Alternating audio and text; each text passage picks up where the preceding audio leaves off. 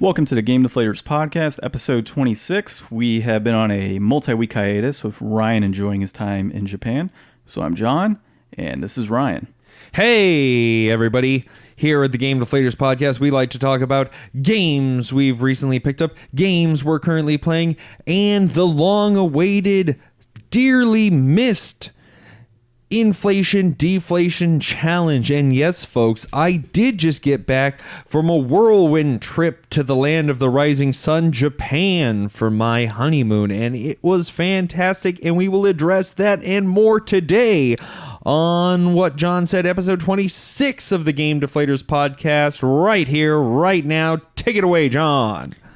All right, man. So you sound pretty excited given that trip. So as we always start out, we have pickups each week, and I think you had quite a few pickups. So I'm going to let you start because you had some pretty cool stuff that you brought up from Japan. Okay, folks, so we'll get into this a little bit more, a little bit later, and maybe a little bit next time John, James, and I are all together, just so we can get a collective opinion. And if you have any opinions, go ahead and share those with us on social media. Check us out on Instagram, Twitter, Facebook. You may have seen some of my hashtag Game Deflator, hashtag Tokyo Takeover post that I made while I was gone. You're also forgetting YouTube, Google Music, Spotify, and what's the other one? That small one? iTunes? Is that what it's called? iTunes, yeah. Leave us a 5-star review. We don't really... It doesn't really matter if you think it's 5-star. Just leave us a 5-star because that's what iTunes wants to hear. Yeah, but that's about right. Anyway, so Japan was incredible, and the market there is totally different. We picked up all kinds of good stuff. We picked up and I know you longtime listeners have heard me talk about this before. We got our hands on a Kingdom Hearts PS4 Pro edition, complete with the game, the controller. It looks like it's brand new. It's in the box. It's glorious. Guess what? We paid like less than what it cost brand new for it there. Used in almost perfect condition. It was fantastic. And we saw two more that we didn't buy because we didn't have enough luggage space. We got a almost glorious, perfectly untouched, but it didn't have the box or the little USB part that plugs into the wall adapter part. Vita for my wife as well. She really cleaned house while we were there. I got my hands on my favorite console of all time in the Famicom 30th anniversary. I think it's 25th anniversary. Oh, 25th anniversary edition Game Boy Micro. And the golden faceplate still has that little film that you peel off the front so that it doesn't get stretched before you open it up. It's perfect. I love it so much. You might as well just move to Japan, dude. With the box, you know what? We're thinking about it. We're looking at it. We're seeing how much English teachers make and what we can downsize to fit into and get this. So it says that it's more expensive to live in Japan. You don't have to have a car, so you save that expense.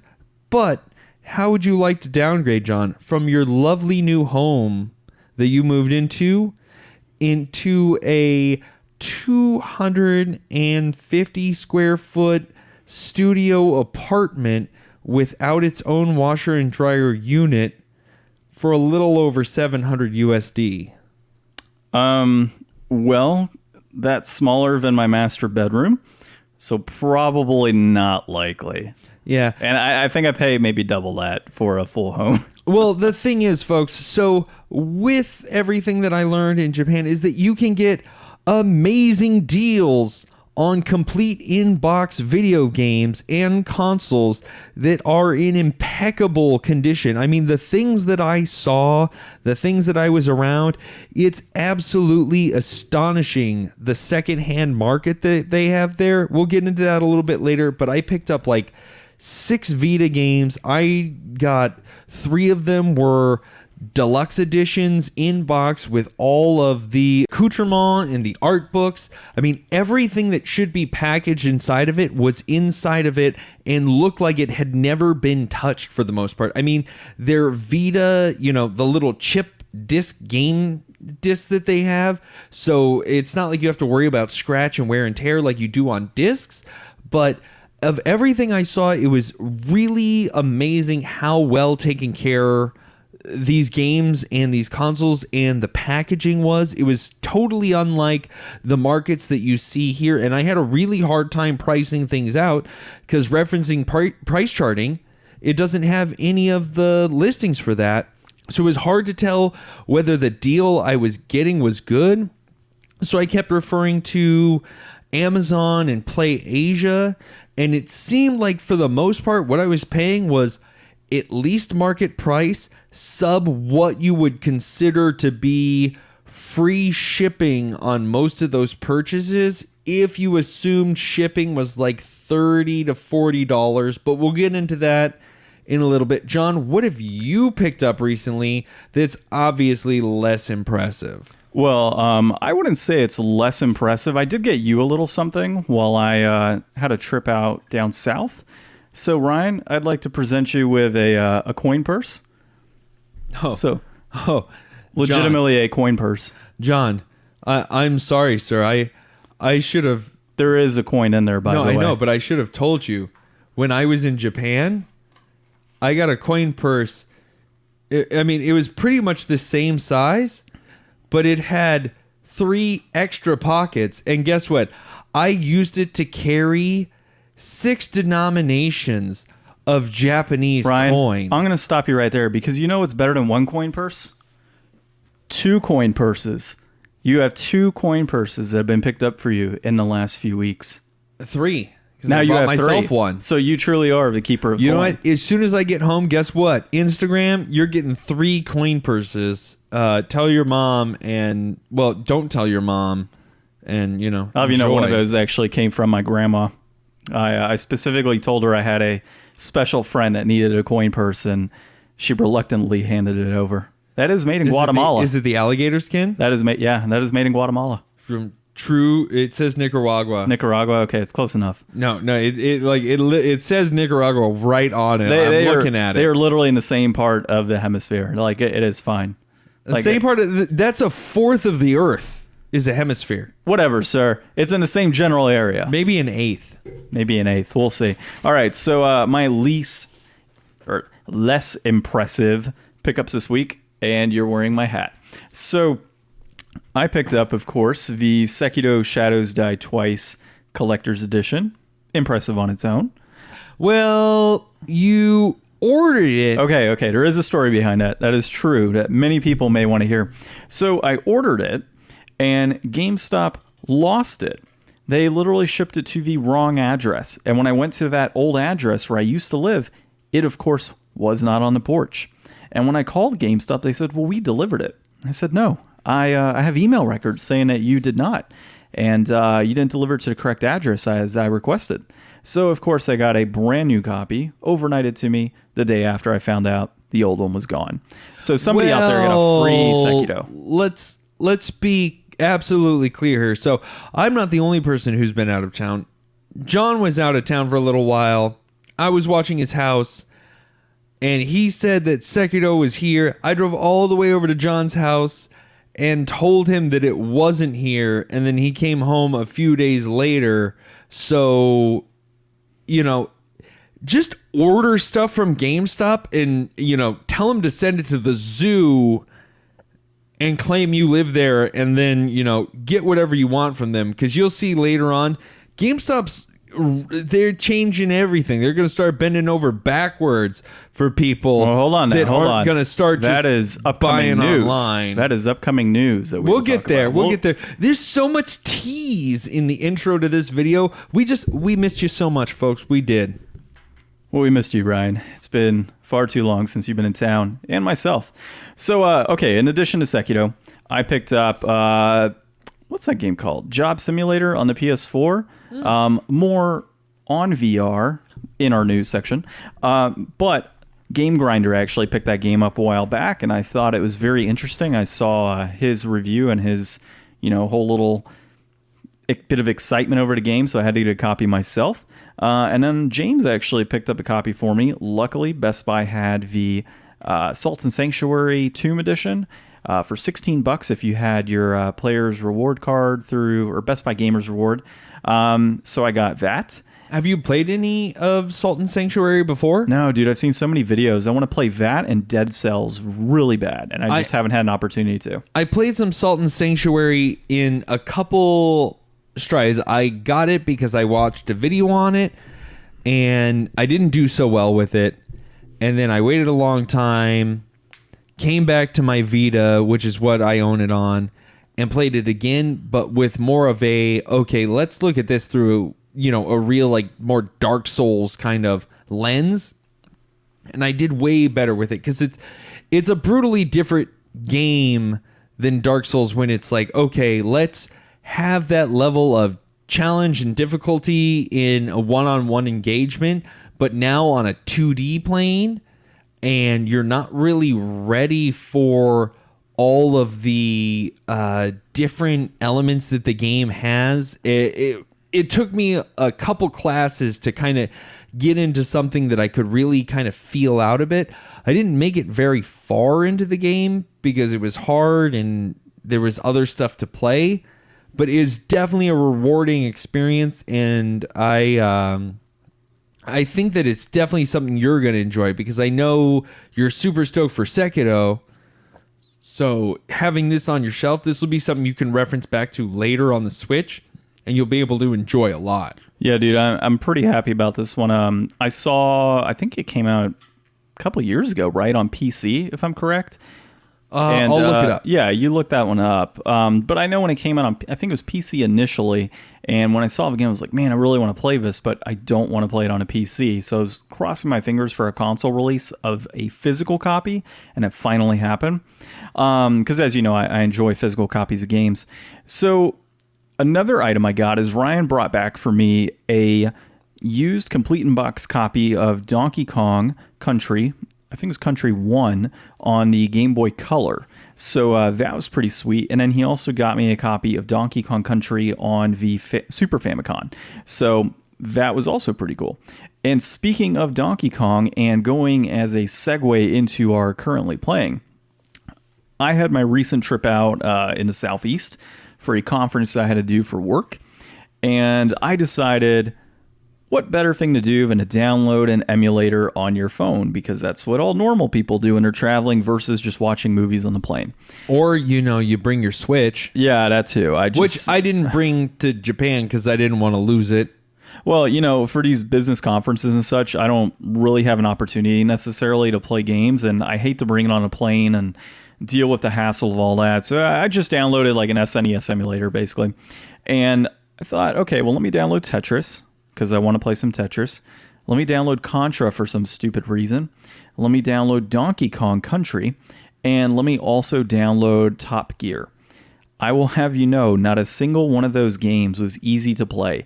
And James warned me about that too, because I had actually talked to James and said, oh yeah, look what I downloaded on my way, out to this state for this conference. And he was like, yep, have fun with that touch sensitivity. And I will have you know, James was right. That was the worst experience I've ever had. I think I got past the first overall world of Donkey Kong Country on my phone in a matter of about 3 hours after constantly dying. So, needless to say, not exactly the best game to play on a cell phone. And as far as current gen games, I will be looking to start playing Sekiro once I finish doing some renovations in my home and getting everything unloaded. So I will have more to talk about hopefully in the next couple weeks. Ryan, have you been playing anything as of late? Well, let me just come back in real quick. So Salt and Sanctuary was actually originally released on PS4 in March of 2016, followed by Windows May of 2016. So it actually launched as a PS4, I guess, exclusive for a couple months first. And a digital download, I'm assuming? Yeah, I mean, because there was I never saw any kind of physical release. And then subsequently, I know that I got it on Vita a couple years ago, and it said it was released in March of 17. So that would have been the 1 year anniversary. So I probably got it, shortly after that.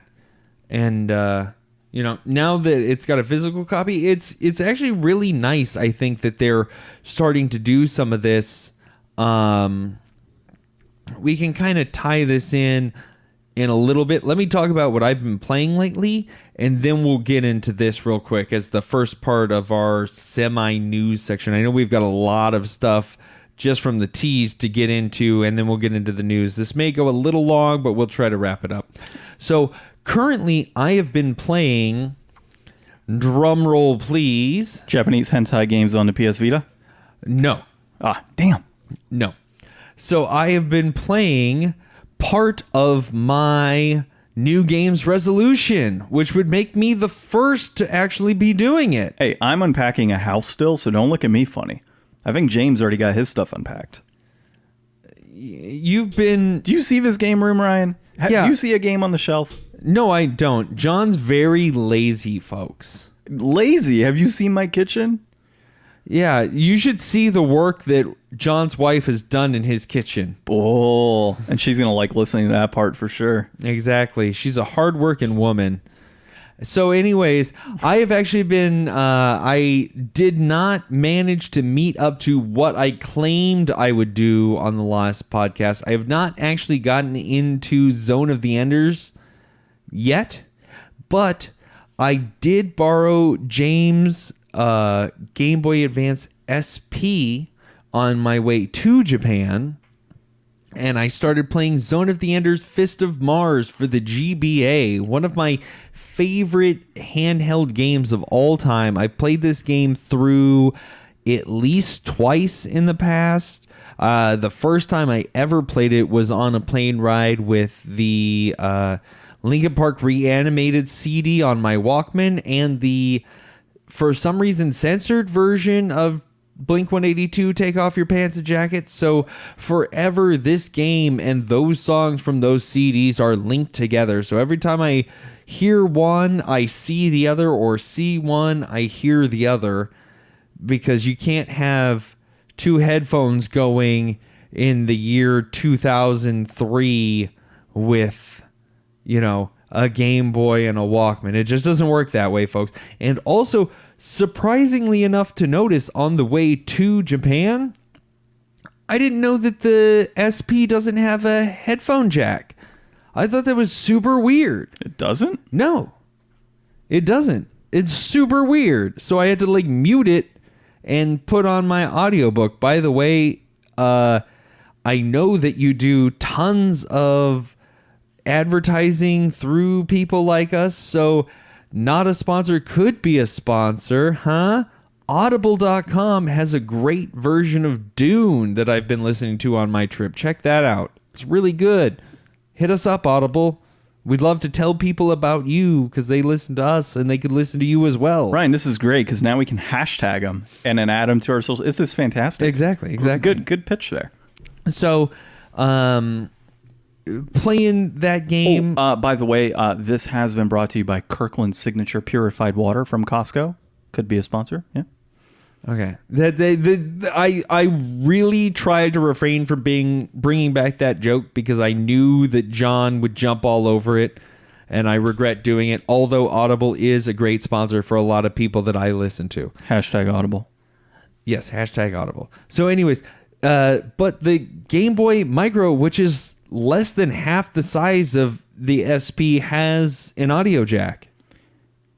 Yeah, are you sure? I could have sworn in my SP had an audio jack on it. I looked all over. I mean, we can grab James. Maybe he has a different edition than you do, because I know there were several models released with different screen brightness things, but I thought that was about all of it. Here, you keep talking. Give me your iPad and I'll look this up.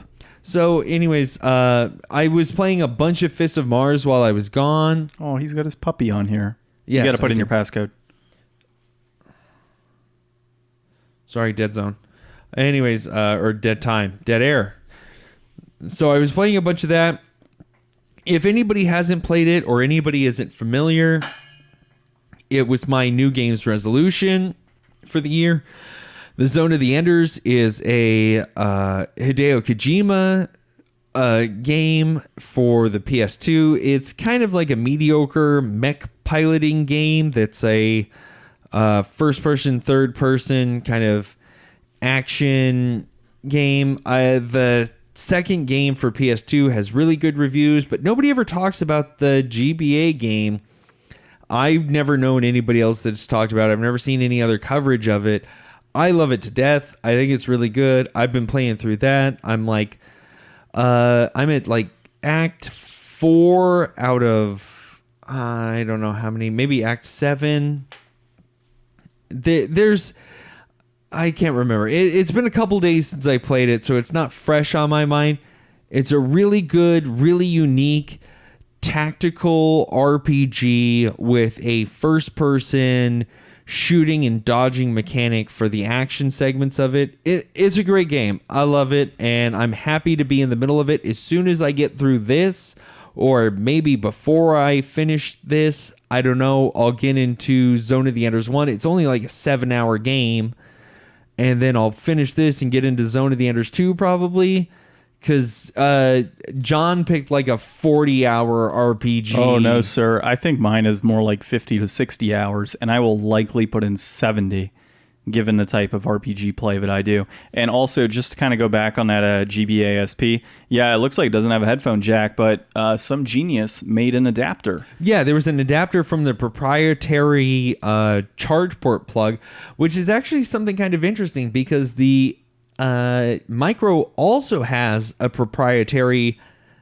plug. It seems like these things kind of came out, like I remember having my original Micro around the same time that, you know, standard point and shoot digital cameras were in the marketplace, and really the only USB plug you ever saw was a micro USB. Like, this was beyond the point where like USB to USB was in use, because I never saw a USB to USB plug like ever. My family never owned anything that used that. But I know that we had a couple of micro USB to USB plugs floating around, but the SP and the Micro never used that. I actually just ordered a USB Game Boy Micro plug so that I can charge it on the go with like a portable charger or something. Yeah, it's been a very long time since I played my SP. I used to play a lot of Final Fantasy Tactics Advance, actually. Good game. Very good game. Fantastic game. So actually, funny enough, to go on a little random tangent, when I was in high school, one of the things I would do is pick up Game Boy Advance games because we had about an hour and a half ride back home each day from school. So it was always just pretty sweet to be able to pick up a random Game Boy Advance game and just sit back and play it for that period of time. So yeah. I actually, that reminds me, I totally forgot. While I was there, I did pick up a couple of Game Boy Advance games to go with my Micro. I picked up Super Mario World bundled with, it was the Super Mario World that had Super Mario World and Super Mario Bros, but just the one where it's like, you're in the stage with the POW block and you have to jump at the crabs and the Koopas from underneath. So Mario Bros. Yeah.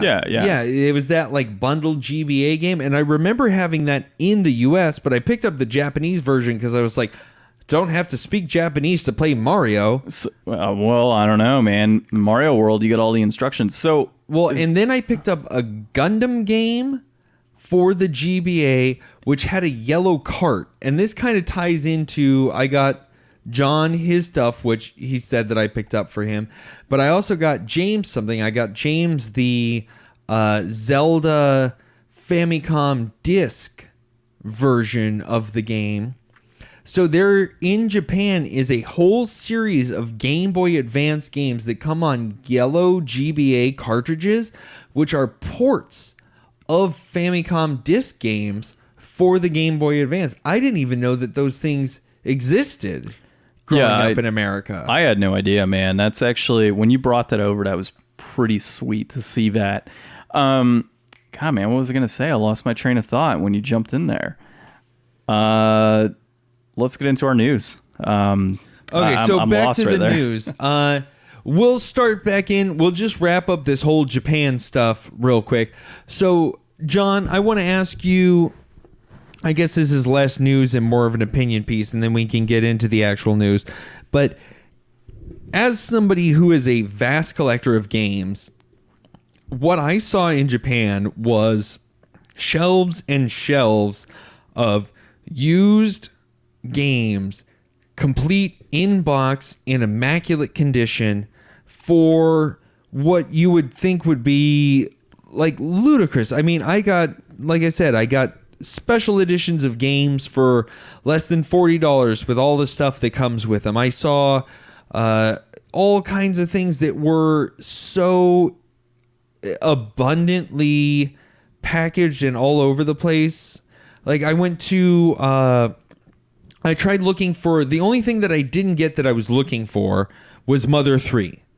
I looked everywhere for Mother 3 because I knew that was a GBA Japan only exclusive, except for the recarts that you can buy in the US.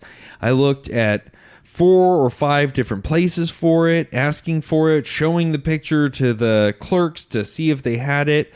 The first place that I thought I was close, they had 6 boxes for the game, but no game. That burns, dude. 6 boxes and no game. No game.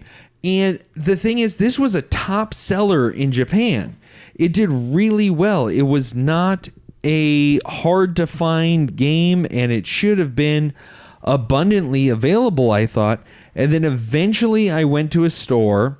It was the same brand, Super Potato. If you go to Japan, look for Super Potato. Super Potato is the store to go to for used retro games. Now, I do have a question. Did they sell potatoes?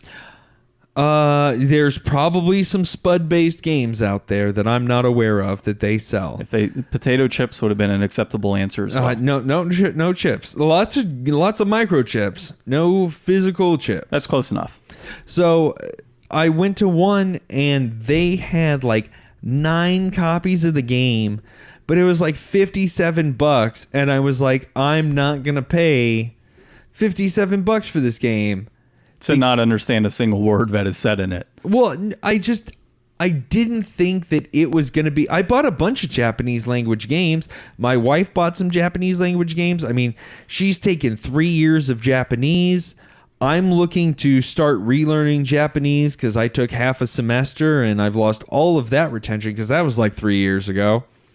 So between her help and my learning, I'm hoping one day I will be able to understand these Japanese games that I bought as some motivation.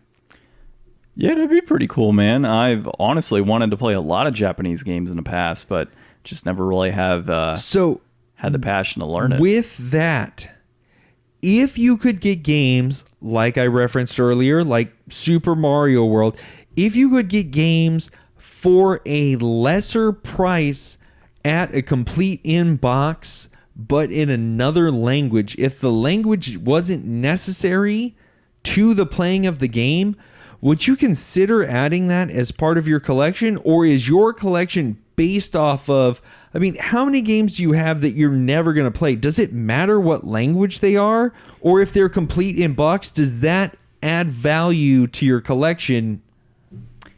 So, I thought you were going to say something else there for a second. I have it's a 2-pronged approach, I guess. So my collection is purely based on the fact that there are games there that I will play. And in fact, every game that I have on my shelf that's currently not full, I would want to play at some point in time, right? There's not enough time. Exactly. There's not enough time. But it's a matter of being able to actually test it or play it or do what we do. An inflation, deflation. Play a game for a little bit. We may play that game and say, this is complete garbage. We're never going to touch it again. And that's it. It's done, right? But we can understand it and play it. Now, there are games that I do own, actually, that are in Japanese that don't require the Japanese language. And I have picked those up in the past because why not?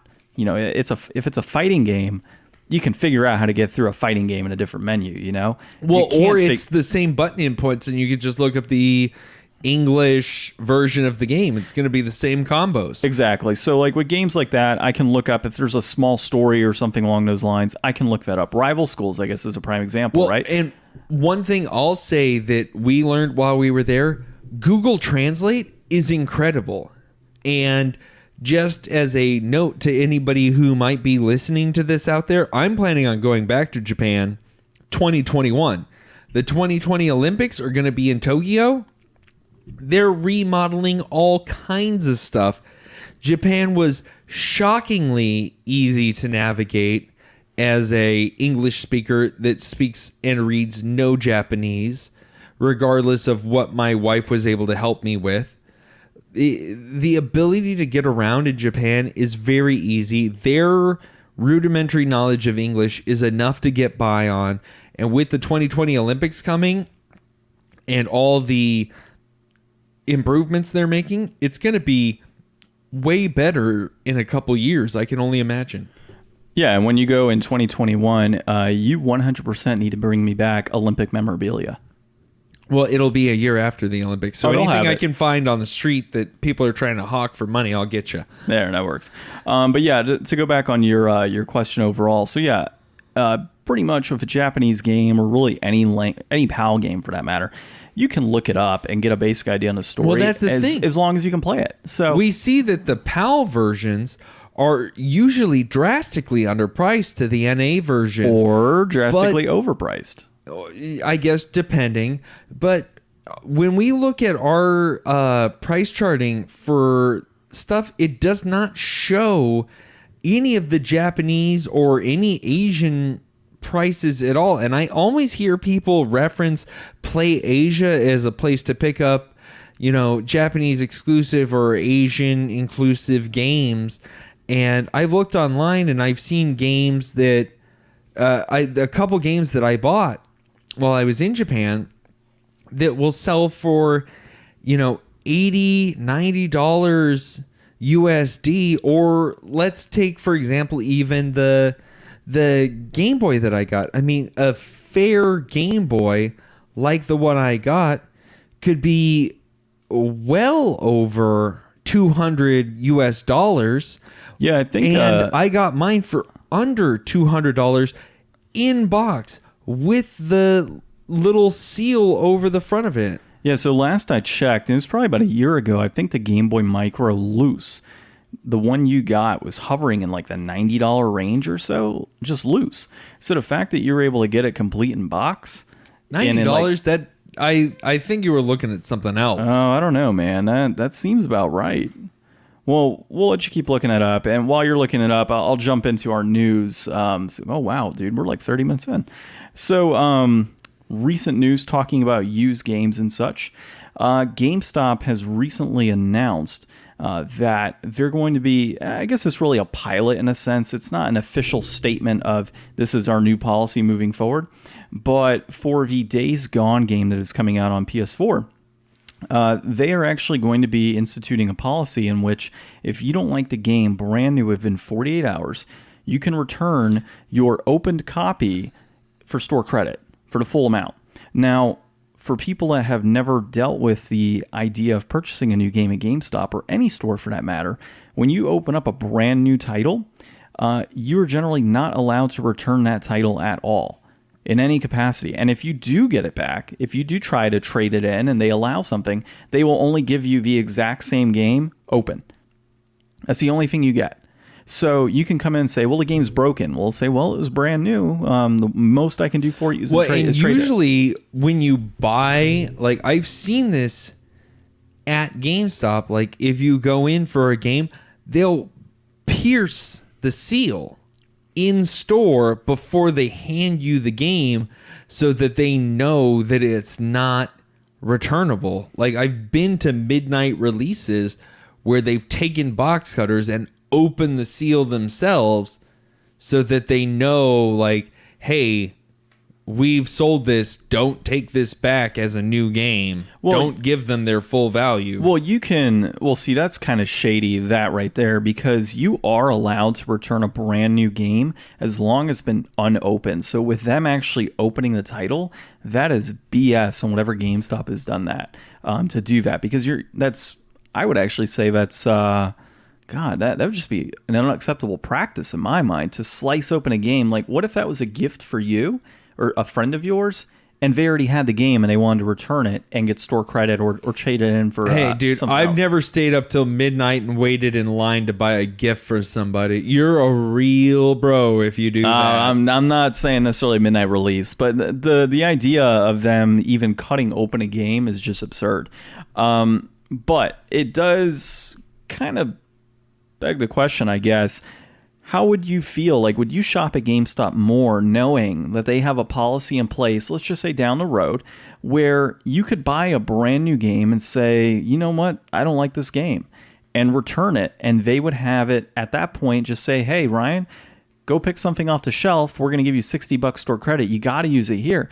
The crazy thing about that is you've already purchased a brand new game. They're now going to get that game from you, sell it for $5 less, and then you're going to go buy a used game, most likely, with that store credit, or several used games that they paid pennies on the dollar for. Well, I mean, actually think it's genius. There's actually a lot more acceptable things that you can do than that if you're really wanting to play the system. I mean, there are people out there that are willing to do things that, I mean, I think are acceptable.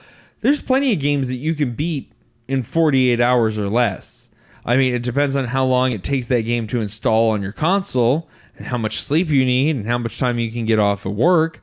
But, I mean, you know, if you want to really hack the system and you're getting store credit, you can go into GameStop and you can buy, you know, I go into GameStop and I buy Nintendo credit, or you can buy Steam credit, or you can buy a freaking iPhone or an iPad or a Google Home, or, I mean, I don't know, maybe you could buy a Nest or something.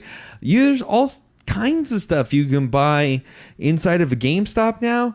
And if you want to go in and you want to get your, like, trial run of a game, I mean, in the first 48 hours of red boxing something, if you're going to want to finish it, or you're going to want to play all the way through it and you need that few extra days to play through it, go to Redbox and spend the $7. But if you just want a little taste, you could go to GameStop now. And I mean, I don't know what this really means for developers, but I mean, it seems like if GameStop is buying your stock of games and they're telling anybody that, hey, the first 48-hour launch window of this game, you can get a total refund on it if you don't like it or you don't want it. That seems like all the incentive that developers need to totally screw over players. Like, why put out a day one patch if GameStop's going to give people an out? Like, I mean, how long did it take for reviews to come out for Anthem before you decided that would never be a game that you were going to touch? Like, within 48 hours of launch, I pretty much know from community reaction what I'm going to stay away from and what I might go to. I mean, Spider-Man was a tremendously well-reviewed game, and I'm not going to touch that anytime soon. Like, if it ever drops on sale, or you or I want to go borrow it from Brad, we can do that. Like, there's no incentive for us to go buy that game day one launch.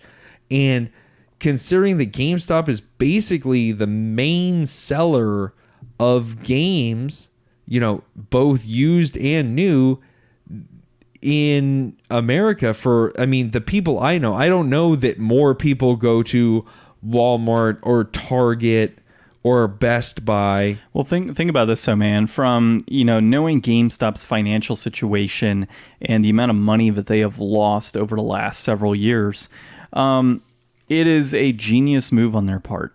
Because every time you go to GameStop, think about this. Think about this. Every time they sell a used game that's brand new, they sell it for basically new. Like, I'm going to save $5. Does that really help GameStop to lose $5 of their profit? I want you to think about this for a second, okay?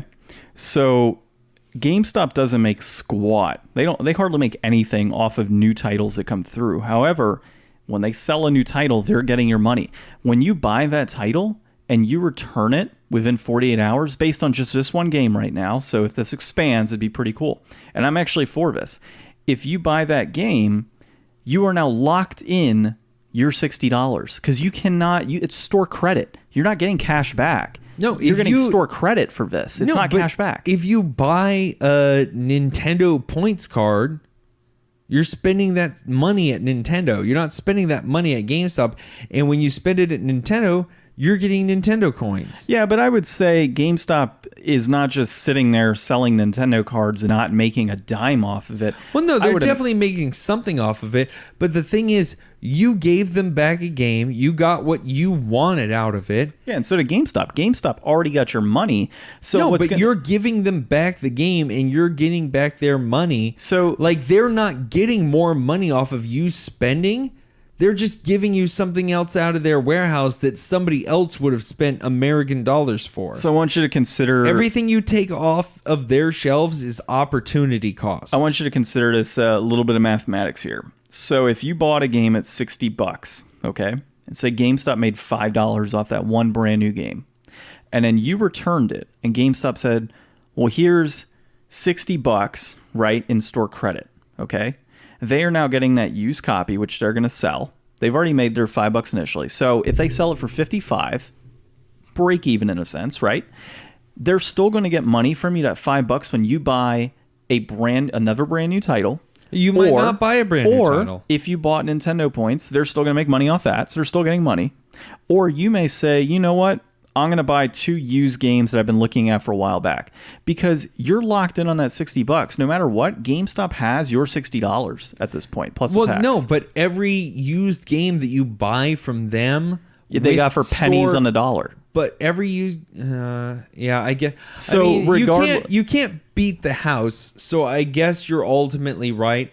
I just say that because, dude, if you buy 2 games from GameStop at $30. They probably paid about $9 to $10 a piece for those games, right? We all know that they rip you off. Yeah, exactly. So you are locked in on that $60. GameStop has your money no matter what. The only benefit now is, are you going to buy that brand new title at Best Buy, who doesn't have that policy, or are you going to go to GameStop and buy it because, hey, in 48 hours, I can Best Buy's return policy on open the same games? As every other company, dude. If you open the game up, you cannot return it. So GameStop giving you that out, in a sense, they still have your money, but that's a better policy. Like, I would rather buy a game used or brand new at GameStop knowing I can get out of it because of all these issues like Fallout 76 and Anthem and all these other crappy games that have come out in the past. If you buy a brand new game from Best Buy, I cannot return that game and get any credit. And then you get a insurance policy on it for like $3. Okay. That insurance policy covers your game and that exact game only. So if that, say for example, will they open the seal on that game when they give it back to you as an exchange? Yeah, that's actually happened to me in the past, because you were physically trading your brand new game that you got. But your copy is open, and you're trading it for an unopened copy, so they have to open that copy. They will open that copy up. So that's where it comes through, is no matter what, you're locked into that game, whereas GameStop is saying, hey, you know what? We know you don't like that game. Go pick something else off the shelf. We're going to sell this used. We already got your money at $60. So that's why GameStop was opening copies of new games, because to show that, hey, this is not a sealed new copy. This game has been sold before. Well, no. So GameStop has been caught in the past with shady practices like, what is it, Xenoblade Chronicles, I think it's called. Not worth it. By the way, folks, not worth it. I got suckered in by a podcast. Xenoblade Chronicles 2 for the Switch.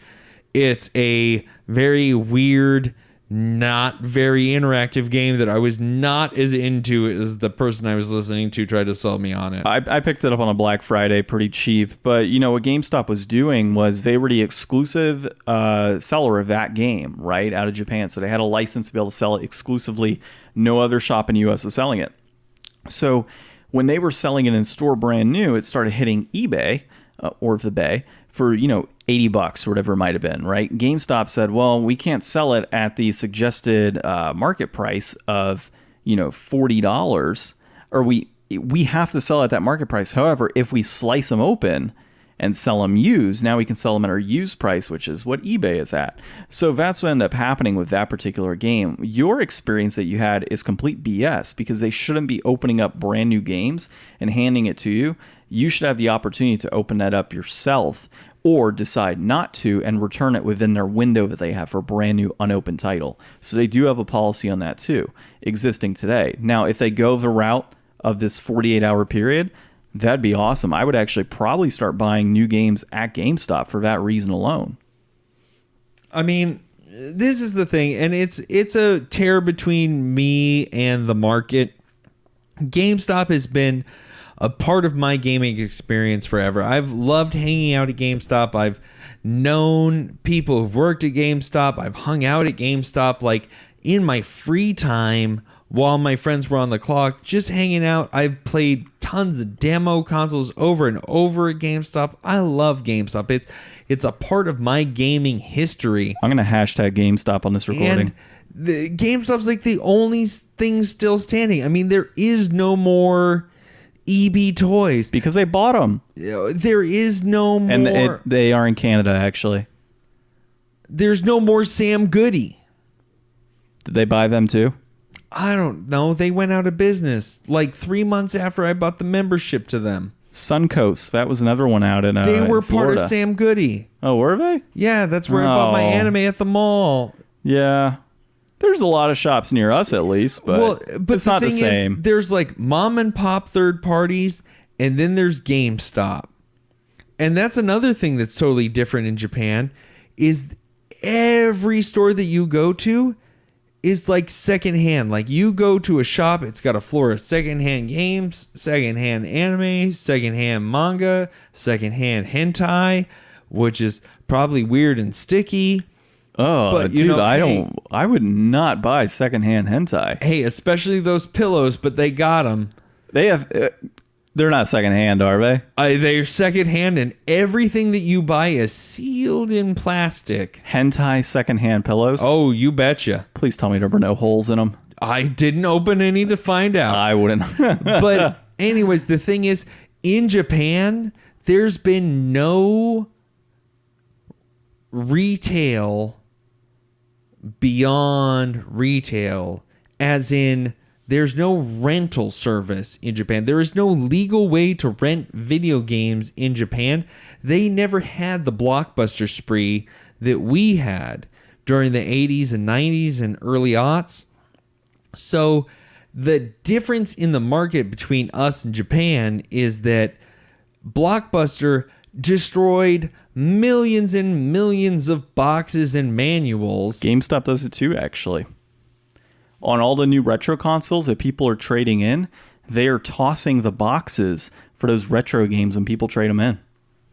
Who trades in a console with the box when you can sell the box online for way more money?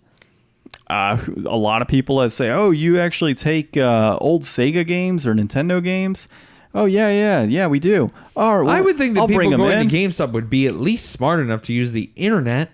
No. Apparently, dude, come on now. I used to work in a secondhand shop. You know how many people would go in and bring a stack of games and were like, yeah, I'll take $10. Not that I did that personally, but there, I was one of the honest ones that I would say, your stuff's worth X amount. This is what I can give you. There's so much abundance of this stuff in Japan compared to here if you look at the price. And that's just one of the reasons that I can think of. And I hate to see GameStop be considered the bad guy, especially when they're trying to offer something that seems like a really good deal that people could take advantage of and finally kind of get one up on a corporation, which is also kind of weird for me because the corporation I'm telling you to get one up on is one that I kind of like. So it's a really weird position for me to be in, but I think that ultimately my opinion on this is that, hey, if you buy a game from GameStop and you don't like it, bring it back, because that's what they want you to do, and they'll do well on that. But at least in this instance of Days Gone, and as where it currently stands, and we'll share the article as well in the well, Days Gone I have zero faith in. If you're dumb enough to buy Days Gone and it isn't way better than I think it's going to be, because I am my own ultimate judge on material, then you know what? By all means, give it back, because the promotional material has me convinced 0%. So it sounds like you're not a big fan of the PlayStation title that's coming out, Days Gone. Is that a good segue into the new news that has come out on the PS5? So there is some new news on the PS5. And we will gladly get into that for a short time here. So as you look that up, I will comment. No, I've already got it up right here. Well, I was going to say, I'll just comment that based on our GameStop, little thing here. Leave in the comments any suggestions, any comments of your own on how you feel about a potential policy of returns within 48 hours. So, and also let's clarify something here, because this was something that I had clarified for me for further reading the article. This isn't 48 hours within buying the game.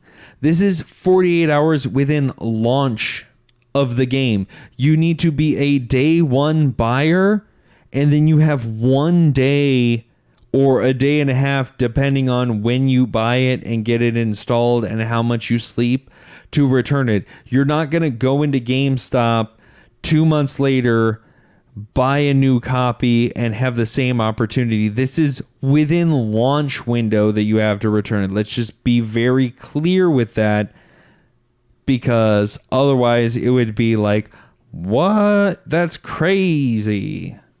It would be awesome if they did that. All right, man, you're pulling up that article. What's going on with the PS5? Okay, so let me just start off here. This is a Games Radar, good site, article by Alex Avard. It was posted 2 days ago. And let's just start out here with the one thing that I really have to take, and I hope I'm not wrong on this, because I'll sound like a total jackass if I am. All of this was confirmed by Sony, by the way, in other articles today. No, this one point. Okay. That he says. It opens up seemingly out of nowhere. Sony has dumped an info drop of news about its next generation plans, unofficially known as the PS5. Let's just assume from now on that whatever PlayStation comes out with as its console is going to be the PS next number in the number system. Well, like they're not going to jump from the PS4 to the PS4 Pro. PS360. Like, let's just assume that after the 1, 2, 3, 4, that they're gonna move on to 5 and subsequently 6, because they're the only people in the industry that have that title in hand, and they're gonna keep that upper hand of an easy to understand numerical system so that grandmas don't go into Target being like, I don't know if it's for the Wii or the Wii U because it's almost the same name and I'm 80.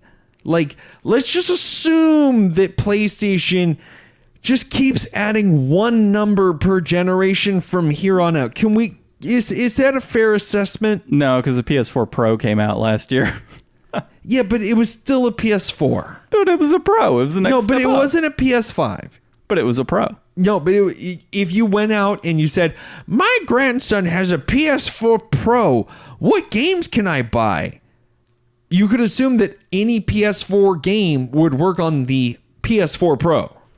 Well, yes. And from now on, we can assume that any PS5 game can work on the PS5, but actually what this article says is that My favorite thing ever. the PS5 is going to be backwards compatible, which is such a relief to hear from Sony after all this time of not doing that for whatever the fuck reason, even though for the last year and a half, 2 years, I don't know what it is. I don't own an Xbox One, but Xbox One, every month they come out with, hey, guess what? Here's more Xbox 360 games that you can play on the Xbox One because, technology and patch notes. So, dude, I'm actually pretty stoked about the backwards compatibility for the 4 for 2 reasons.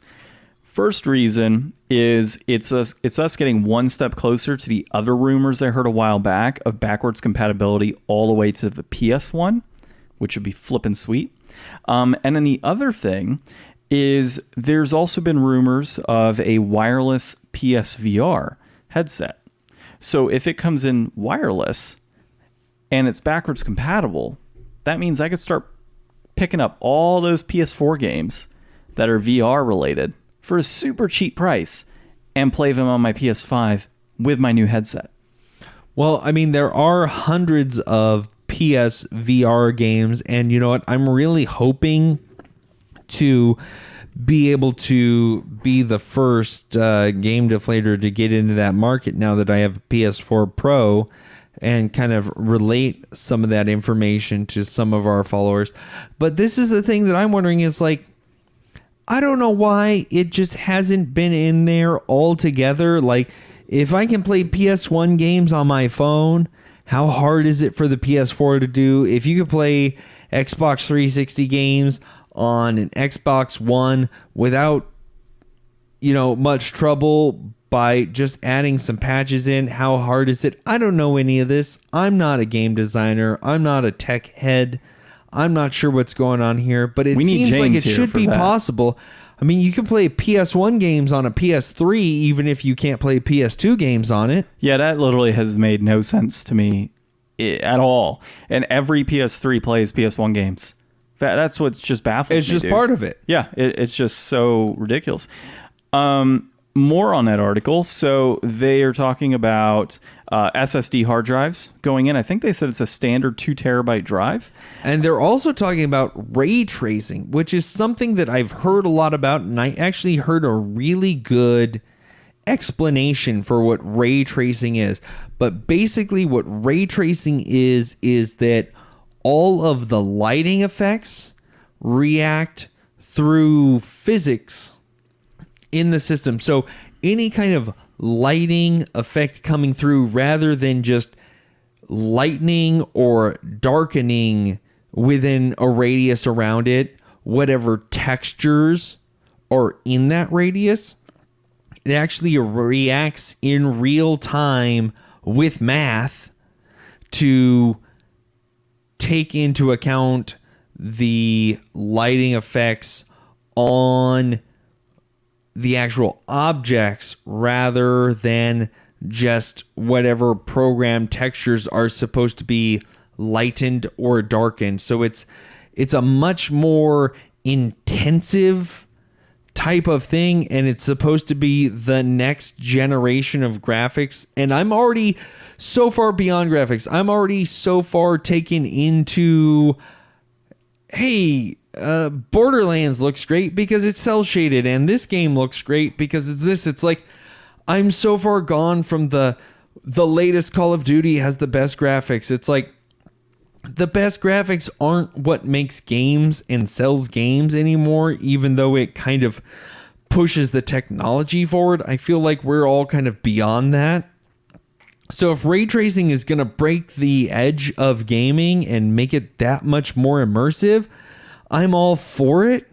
But if it's not a part of VR, I really don't think that it's as cutting edge as people want to think, because I just think that the next edge of selling systems to be cutting edge is going to be in VR, because Stadia did nothing to talk about VR, but they did talk about having potentially 8K 120 FPS graphics through streaming. And dude, the beauty of that is the PS5 is supposed to also have 8K graphics based on that article. Yeah, but that's what I'm saying is like if Stadia can do 8K graphics and PS4 can do 8K graphics, PS5. Or the PS5 can do 8K graphics, well, guess what? Stadia can do that in my Chrome browser as long as my monitor supports it. So all I have to do is buy a nice monitor. I don't have to buy an 8K TV, and I don't have to buy an $800, $700, $600 PS5. Well, so it's like if I can do that with Stadia, that's fine. The next cutting edge of console definitive stuff is gonna be in VR because Stadia hasn't. And moving forward, I'm just going to, at least until it launches and we see where it's at, I'm going to say there's Stadia over here, which promises everything that we have currently in a Chrome browser on my phone. And then we have, $600 in $500 hardware. I think they've come out and said it's probably going to be likely in a $500 range. In fact, Sony's going to lose money on each one sold. Well, yeah, they've done that every console they've ever sold. Did they on the PS4 though? Yeah. Okay. Every console ever sold has lost money because they make it up in first-party titles and accessories. There's no money in consoles. The money is all in accessories and after sales. Except Nintendo. I think they make money even on their Nintendo. Consoles. Are you sure? Well, Nintendo pieced together a pretty cheap system. Not as much. I mean, Nintendo generally underpowers and underprices their devices so that they are more profitable. But I don't think every console they've ever sold has been at a profit. But anyways, they're the only game company. Every other company has subsidies. Like, I have a PS4. Now I have two PS4s. And I have a Sony soundbar and a Sony TV. Stadia, I only need one thing and Stadia. But for a PS5, I need a TV that will work with the graphics. I need a console that will work with the graphics. Multiple controllers. HDMI cable. Well, no, that's included. The HDMI cable comes with the console. Yeah, if you want a better one, though. Is there a better HDMI cable? There is out there. Okay, so anyways, we're at an hour and we haven't even talked about the thing. About what thing? The ever loved, ever missed inflation deflation challenge. All right, let's finish on this. Let's just wrap this up real quick. So anyways, moving forward, I'm going to compare what Stadia promises to what the next generation promises because they're both aloof, mystical things that don't exist yet. So far, Stadia and PS5 offer good-looking things, and you have to have a screen that will display it. But in one, you need, a console that's probably going to be expensive, and in the other, you don't.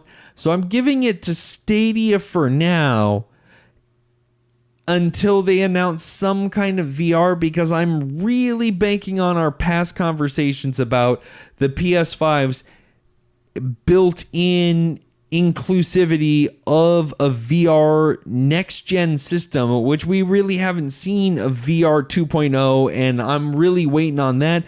Which, who knows when we're going to wait for it, because they've already said it's not going to come out in 2019, and we already know that Sony's not going to have a press conference at E3 in 2019. So I guess we're waiting for Space World 2019 to hear about the PS5. They're saying it's either a spring or fall release for the PS5 of 2020.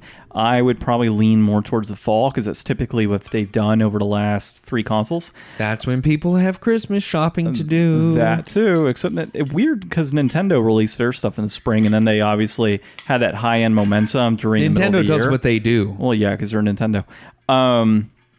So keep an eye out on Microsoft, though, because they did release, I think it's the Xbox One XS or whatever the hell it is without a disc drive, and it's all digital for $100 less. The all digital edition of the Xbox One S, which just means that, hey, it's $50 off the thing nobody really wanted anyways. Yeah, pretty much, and all digital.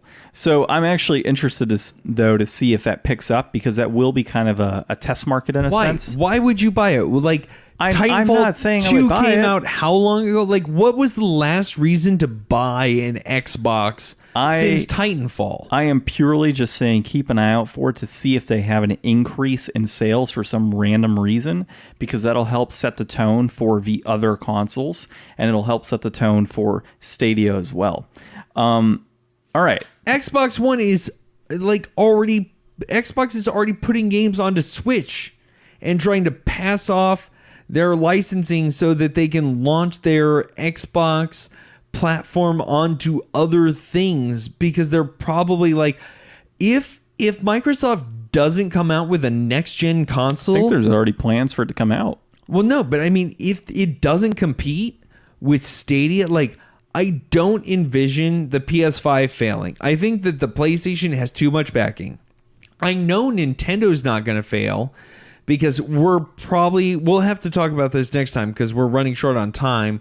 Or running long on time. Yeah, running long on time.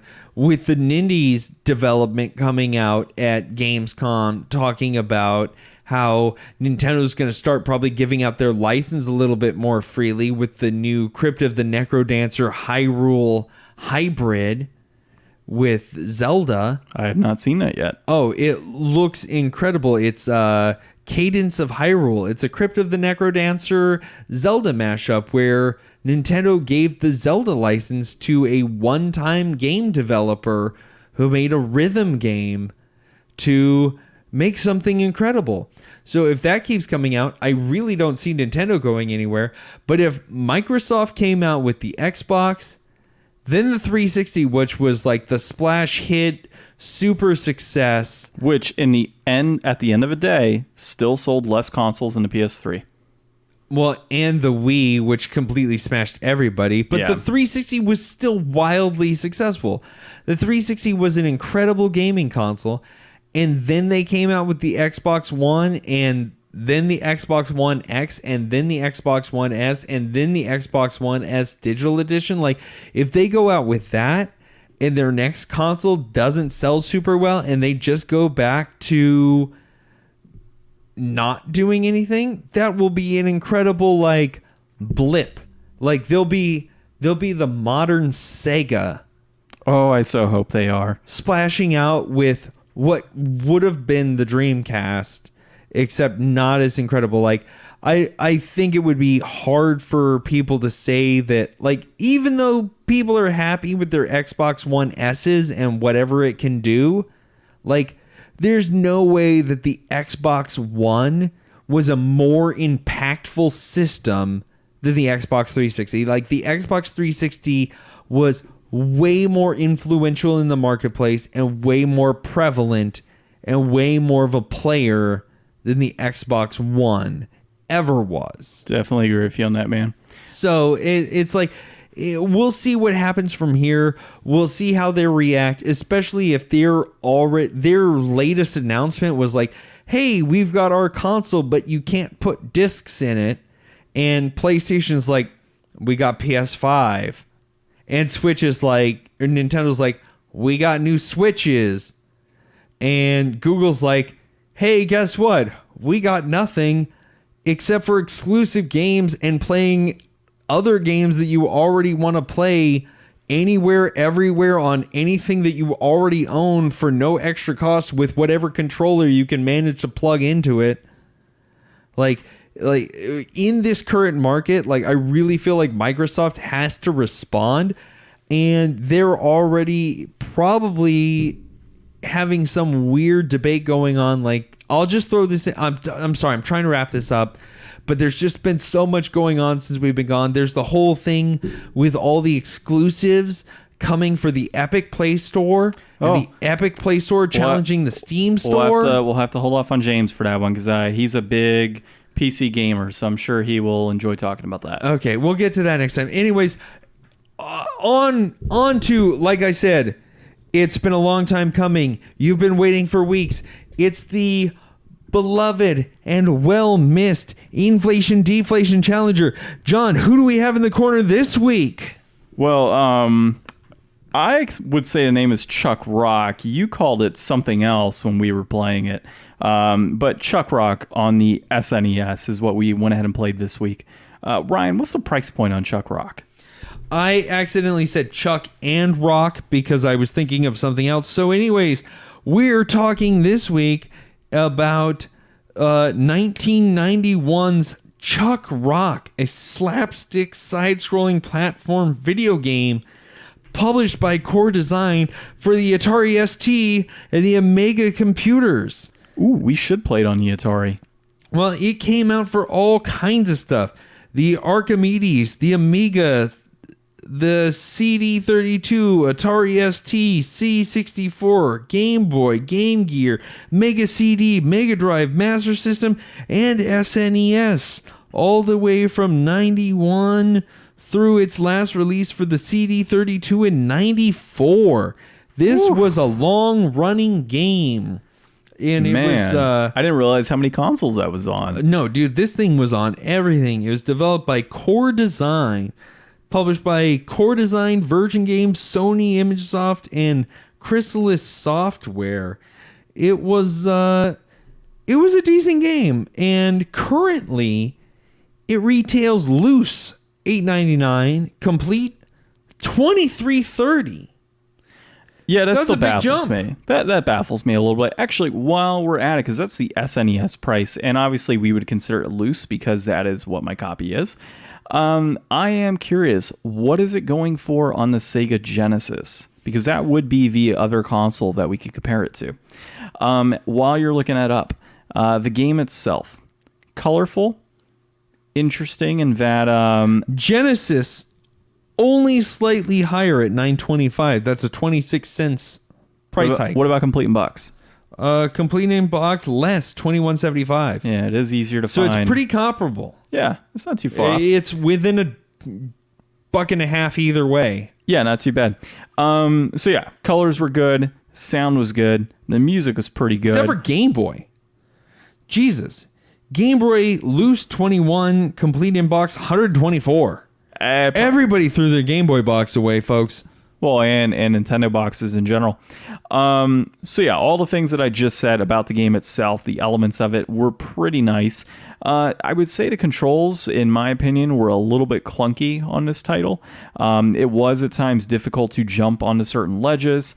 And then the ability of throwing rocks was interesting, but the thing that kind of hurt the most, I guess literally in the game as well, is when you're holding a rock and an enemy runs into that rock but damages you. That makes no sense at all. At any point in the game did that make any sense.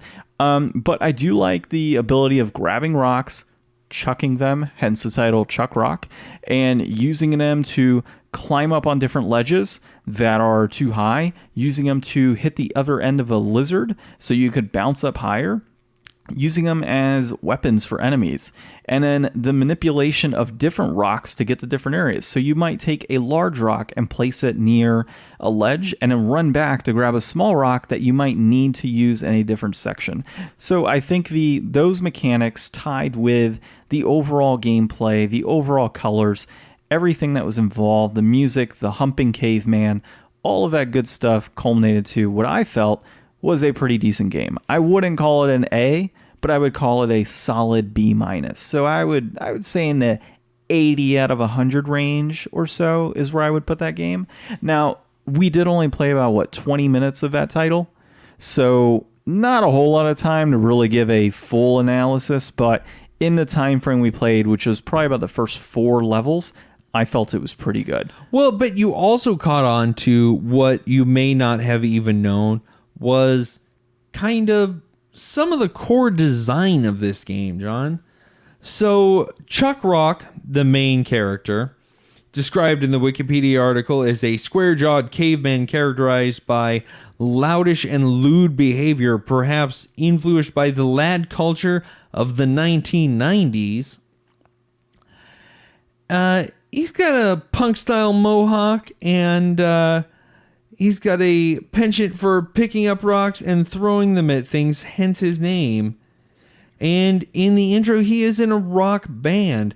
So that kind of rock aesthetic is not only in homage to his caveman, but the music, and I think the music kind of rang through pretty well. Like, even though some of the platforming was a little wonky, and some of the things were a little bit like, if you put a big rock down and then you put a little rock on top of it, it was very difficult to land on the big rock in such a way that you could still pick the little rock up off of it and reuse that artifact to move it somewhere else. Like, it seemed like it was kind of locked in. You put a little rock on a big rock, and I mean, it's a 3 life and you're dead kind of game, and it was meant for replayability, so it's really not like a big setback if you screw up something once in a level.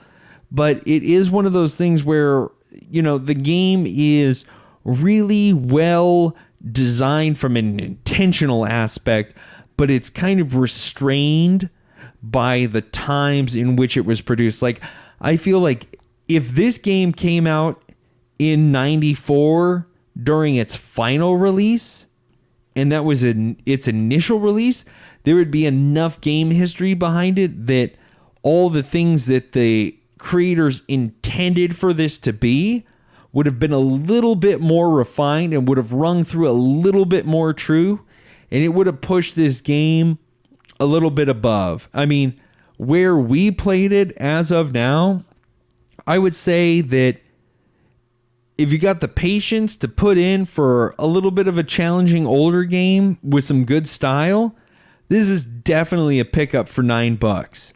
But the complete in box for $24, I wouldn't do.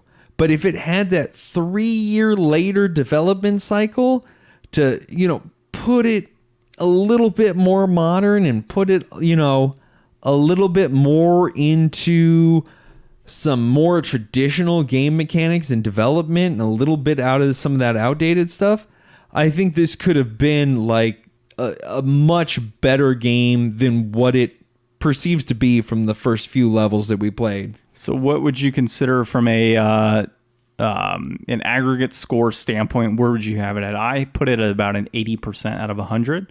What would you score it at? Well, we've never done that before, John, but I will tell you what Wikipedia says. Oh, you're killing me, dude. So Wikipedia has an aggregator. Game Rankings says that for GEN, it was at a 68.75. For the SNES, it was at a 63. And for the SCD, it was at a 50. And then a review score, Sega Master Force gave it a 91%. I don't know how those numbers add up. Well, you know what happens? If you kind of mesh the two together and you get the average of a 68 and a 91, you get an 80%. What is yours? I will refrain from a numbers-based system, and I will say that I think that what inspired me to choose this game today was watching somebody else play it, and I think that it's definitely worth playing. Like I said, I would buy this game if I saw it for $9 or less. If I saw it for $9, I mean, hell, I might spring for the tenner just so that I don't have to walk home with change in my pocket. I think that it's a decent enough game that it's worth playing, and it has a lot of heart and feel in it, and I think that's what makes this game a little bit more worthwhile than some of the typical fare we might have. All right, so Ryan's going to probably put it about 80%. Fair. Inflated or deflated? I'm going to go with neither. I'm going to say that this game is accurate-flation. This game is flated, man. This is a solid balloon. I would say it is perfectly balanced. It is right where it needs to be, and I would not pay a penny more than $9 for this title. Well, me personally, I would never pay $9 for the title. I'd pay much less, but in terms of pay a whole $8.99, which is the going rate. Exactly. So not a penny more, not that $9 mark. Not the $9 mark. No, I personally probably, if I saw it and I didn't own it, maybe $5 because it's just me. But would I say it's worth the $9 or $8.99 as you put it? Yeah, I'd say I'd put some time into it. I think it'd be worth it. If you were to buy a game right now on the Switch for $10 and get as much playtime out of it as Chuck Rock for the same price point, shoot, I'd play Chuck Rock. I mean, for what I paid on Switch for Two Crude Dudes, that was $10, right? It was $10. Yeah, Chuck Rock's worth it at $9. Yeah. I'd say that Chuck Rock is at least as good as Two Crude Dudes, even though Chuck Rock is a single player game. Yeah, are we sure? Yeah, we're sure on that. Are we sure? I believe we're sure. I might be thinking of other single games. Player. Okay, I was like, I've been playing a lot of games this week on, SNES based games, and I thought it might have been too. Well, sir, I think those are pretty good inflation deflation. We are sitting at close to the hour and 20-minute mark going now.